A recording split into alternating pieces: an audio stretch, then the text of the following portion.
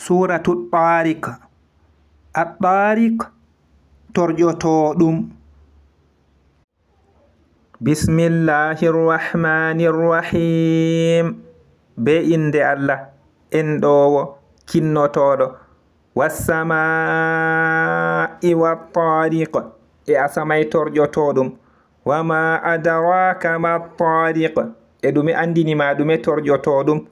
An-najmu thaqib.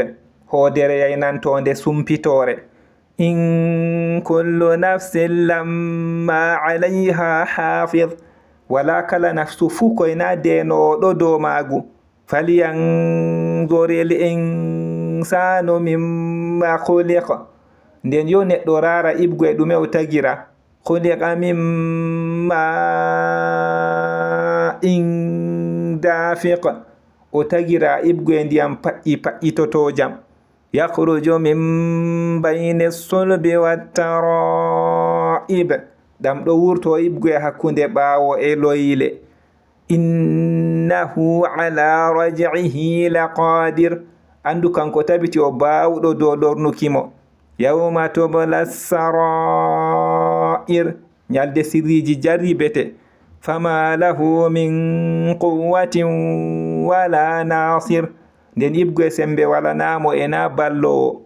Wassama'i dhatir raja. Ya sama jawmi ka lornuki. Wal ardi dhatis sad'. E leddi jawmiri sekeki. Innahu laqawlun fasl. Andu kanjum tabiti ɗum kongol cendowol. Wama huwa bil hazl. Ena kanjum ɗum guza. Innahum yakiduna kaida. Andu hamɓe ɓe ɗon dawra dawruki. Wakidu kaida. Emiɗo dawra dawruki. Fama hilil kafirina amhilhum ruwaida.